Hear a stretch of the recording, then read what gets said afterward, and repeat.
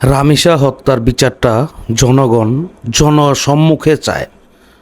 রামিসা দর্শনকারীকে জনগণের সামনে বিচার করাটা অত্যন্ত জরুরি। আমি একজন কন্যা সন্তানের পিতা হিসাবে জোর দাবি জানাচ্ছি,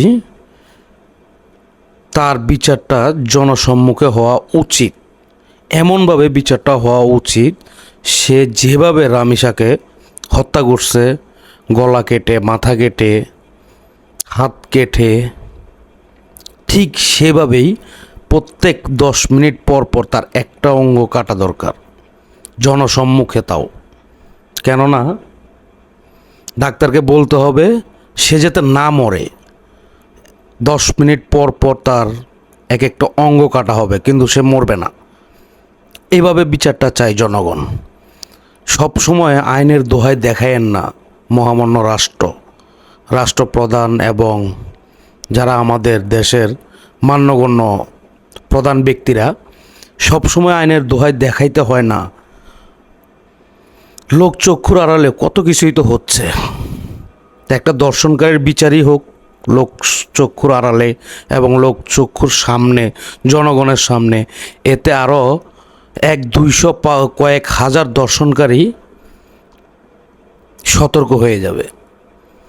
আসলে আমি একজন কন্যার পিতা হিসাবে এটা আমার জোর দাবি।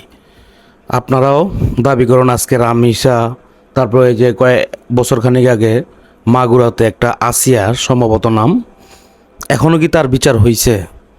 একটা বার যাচাই করে দেখেন তো।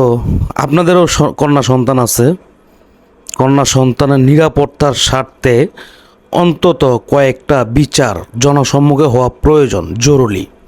তো এটা আমি সাধারণ একজন জনগণ হিসাবে, দেশের নাগরিক হিসাবে এটা আমার জোর দাবি। তা আশা করি আপনারাও দাবি করুন, দাবি তুলুন। তাদের যে স্বামী স্ত্রী দুজনের বিচারটা অন্তত জনসম্মুখে হোক। প্রতিনিয়তই এই যে শিশু দর্শন বেড়েই চলছে দেশের ভিতরে। আসলে এত কথা বলার মতো মানুষ তো আর আমরা নই, আমরা একজন সাধারণ মানুষ। আপনারাও নিজের সন্তান এবং সবার কথা চিন্তা করে, যারা দেশের মহামান্য ব্যক্তি, প্রধান ব্যক্তিগণ আছেন, আপনাদেরও কন্যা সন্তান আছে, আপনারা একটু অন্তত 2-1টা বিচার জনসম্মুখে করাটা উচিত। কিছু হইলেই শাহবাগে, আরে শাহবাগে কি বিচার হবে? এই সামান্য বিচার যদি আপনারা আজকে সমস্ত প্রমাণাদি, আসামি নিজের মুখে স্বীকারোক্তি, সব কিছুই ডকুমেন্ট আছে, তারপরও এত কিছু না ঘুরে, এত আইনের দোহাই না দেখে একটা বিচার অন্তত জনসম্মুখে করার দাবি জানাচ্ছি। আপনাদের সবারই কন্যা সন্তান আছে, সবাই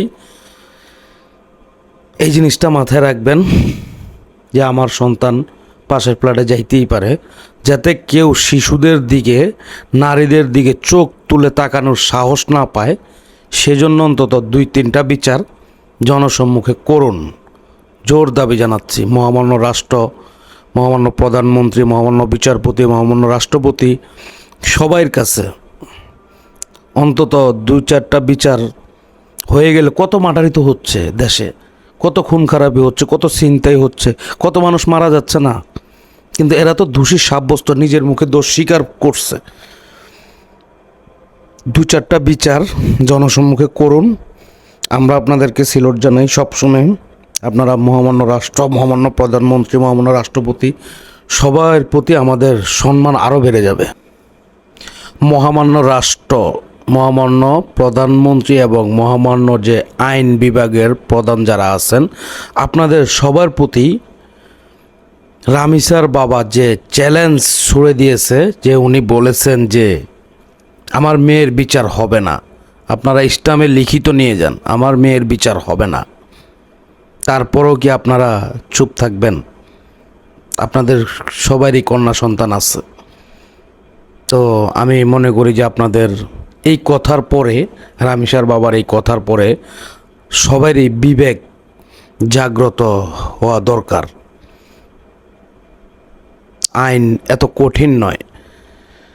2-4টা বিচার হলে এই দেশে কিছুই হবে না। 2-4 জন দর্শনকারী যদি জনসম্মুখে শাস্তি দেওয়া হয় তাহলে কিছুই হবে না। যাই হোক, আমরা আসলে ছোট মানুষ, এত বড় কথা বলাটা আমাদের উচিত নয়। যাই হোক, যদি আমার কোনো ভুল ত্রুটি হয়ে থাকে কথা বলার মাধ্যমে, সবাই ক্ষমা সুন্দর দৃষ্টিতে দেখবেন। ওকে, আল্লাহ হাফেজ, আসসালামু আলাইকুম।